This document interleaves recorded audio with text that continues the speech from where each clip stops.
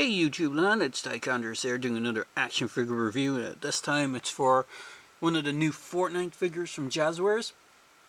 And this is actually their 6-inch scale figures, which is called the Legendary series. This is the only figure I picked up. The one I wanted didn't seem to be available. But this is the Visitor. Now if you're not familiar with Fortnite, if I just tilt up my camera a bit, 2 seconds. There's the name on the box. There's the name for the game, and then the name and image of the character.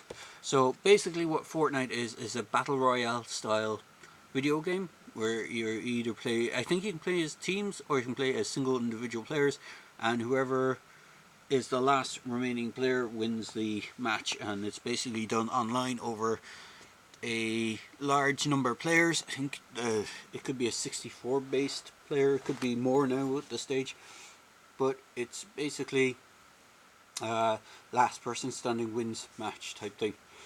And the graphic style is sort of slightly cartoonish, so you have more kind of animated style characters than the more realistic style characters of other kind of battle royale games like PUBG and the Call of Duty one, or not Call of Duty, Battlefield.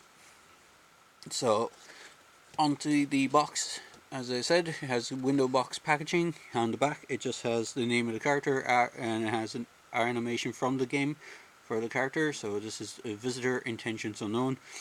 And then underneath it has the other characters available, which is Wildcard, Skull Trooper, Havoc, Rabbit, Raider, and Enforcer, and there's more coming soon. The one figure I wanted, which was Havoc, unfortunately they did not have. They had all the rest of these characters. I don't know much about how the appearance of the characters affects the video game. I know most of them are just skins. I don't know if they affect the game in any way. They just look like different characters, so I don't think they give any ability. So basically the one character I wanted, which was Havoc, they didn't have. As I said, they had everyone else. They had multiples of everyone else except for Havoc, so I have a feeling he might be short packed, so you might only get like one of him per box, because they seem to have multiples of everyone else but only one of him. So bear with me a moment while I adjust my light. I'll move on to the figure. So the figure, if I flip around the box, front of the box boasts 40 points of articulation, so they are quite articulated, and I'll get into that. So he has a ball joint in the head, swivel on the neck, and now unfortunately this guy's neck is a bit hindered by the sculpt of the suit he has on, so you don't get a good range of up and down on it. There's a hinge, so it's very similar to what the Star Wars figures have. So if that sculpting wasn't there, it's a very solid sculpt, so if it wasn't there we get more articulation. He has 2 hinges in the shoulder pads to get them out of range for the shoulders. The shoulders themselves have ratchet joints that go all the way up to here. They have a bicep swivel. They have a double elbow bend. They have a hinge swivel in the wrist and a hinge in the wrist, and they also have a hinge just at the fingers, which is interesting. It kind of reminds me of the old Toy Biz Marvel Legends. Some of them had that kind of hinge joint. There is a butterfly joint inside the sculpt as well, so you get even more range of movement on the shoulder. There is a ball joint on the waist, or on the mid waist. He does have you can push him back a good bit, forward a good bit. If you move his belt out of the way, you get a bit more back on it. He does have a rubber belt that is pegged into place. He also has splits that much. He has a swivel on the thigh, double knees. You can get them all the way back, so you can get pretty much over 90-degree bend on the knees. He has a swivel in the boot. He has a hinge, on the ankle, swivel in the hinge on the ankle and the swivel. He also has a bootcut swivel, and on top of that, he has the front of the foot. He has a hinge as well, so he has quite a lot of movement. As I say, they boast 40 points of articulation on these guys, so he's quite articulated. So for accessories,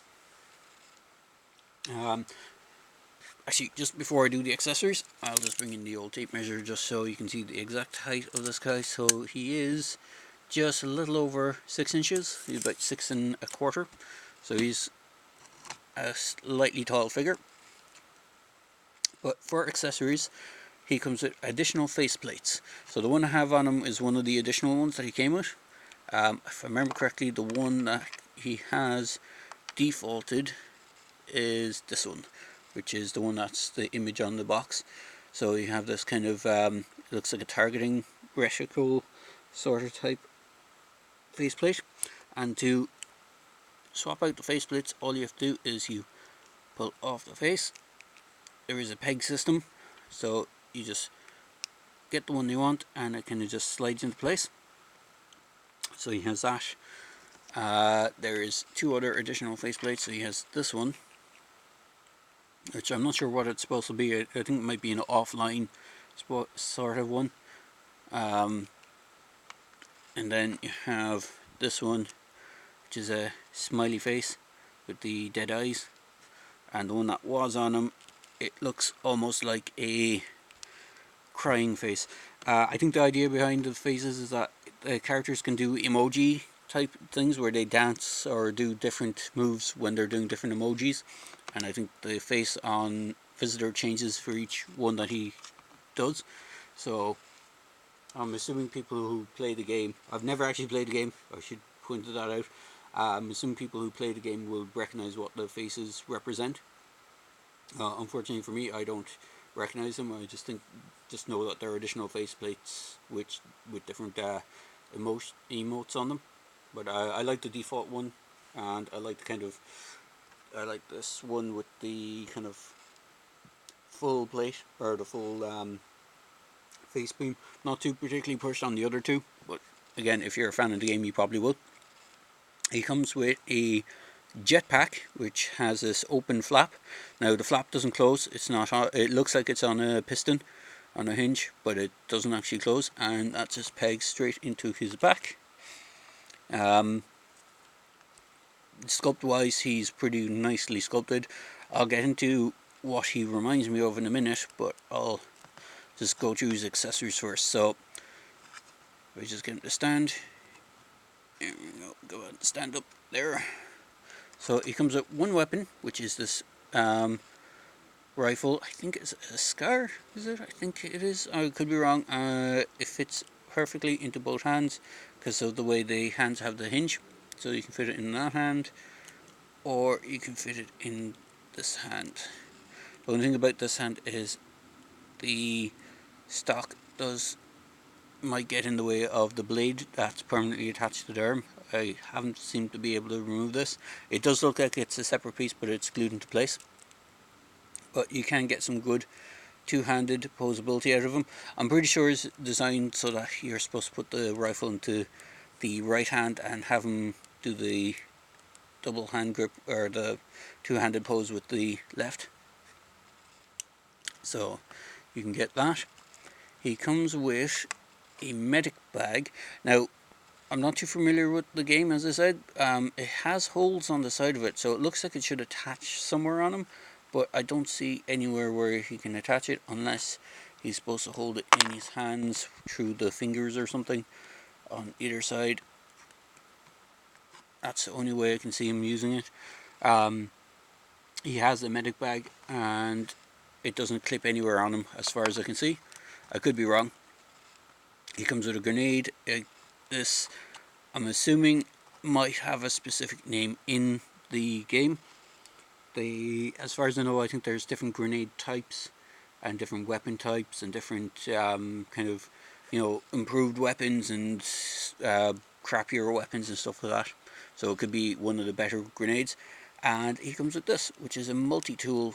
Um, as far as I know, all the characters have different kind of tools for digging up resources, I think, and you can use them as melee weapons. So they all look like different sort of they look like different sort of either weapons or built from scrap pieces or stuff like that. This guy seems to be a pickaxe, a standard, maybe slightly sci-fi-ish pickaxe. Uh, it has, I'm not sure if it's picking it up, but it has that kind of steel plate style look to the handle. And then he has the actual handle down here, which is just like a normal grip. And he has the flat metal style of the weapon itself. So overall, it's quite a good figure. I do enjoy it. It's really, really cool. I know nothing about the video game, so there is characters that I probably wouldn't pick up in the line, like the rabbit guy and Skull Trooper. Even though he looks kind of cool, I'm not a huge fan of him. I know some people might pick him up if you're a fan of the game, or customizers might pick him up for customization. They could be good bases for doing custom figures. But that aside, he is quite a nice figure. So just for scale comparison, I'm going to bring in someone who looks very familiar to him in kind of sculpt. So here is the Black Series Boba Fett, and if you look at them side by side, you can see there's quite a few similarities. I know the sculpting is quite different, but you have body armor pieces, gauntlets, blade on one side, rocket launcher on this side, knee pads, greyish undersuit, which is very similar to Boba's. He also has a very similar colour on the shoulder pad and a decal on one side, whereas Boba only has it, or both sides, whereas Boba only has it on the one side. Also, rocket pack with a cloak type thing, rocket pack with a cloak type thing, so you can see the inspiration for the Visitor.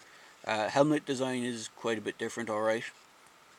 He doesn't have something that resembles Boba Fett's, but you can see, but other stuff, he has kind of very similar design to him, so you can see that he probably was an inspiration for him. A couple of quick other figures, just so I don't run out of time.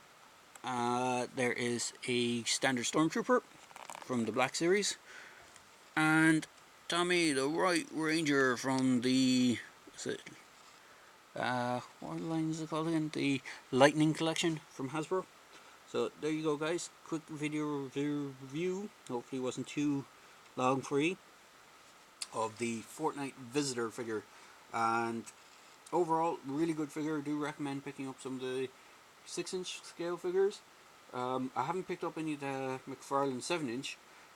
You're kind of spoiled for choice which ones you want, because you have 4-inch basic figures, these deluxe sort of Legendary series Fortnite figures, which are in 6-inch, which scale up nice with Marvel Legends, and as you can see, the Power Rangers and Star Wars figures. Or there is the 7-inch figures, which hopefully should fill in or fit in nicely with your Marvel Select or the NECA figures or any of that sort of scale figure line. So if there's characters you could pick up in those, and you probably do crossover figures or shots, or just have them in the diorama or on the shelf together, they look good. So there you go, guys. Quick video review for these Fortnite wave, or Fortnite figure I should say. I did pick them up at retail in Smith's, and I'm trying to remember, I think they were $24.99 for these figures, or $11.99 for the kind of basic solo mode figures, and then all the different ones have different prices, and $29.99 for the larger McFarlane figures, which I only seen a few on shelf. I want to get the Havoc version of the McFarlane and Havoc version of this, so I can review both together hopefully. So there you go, guys. Hopefully you enjoyed this review, and I hope I didn't waffle on too much. So as I say in my videos, please feel free to like, comment and subscribe to my channel. Cheers, guys.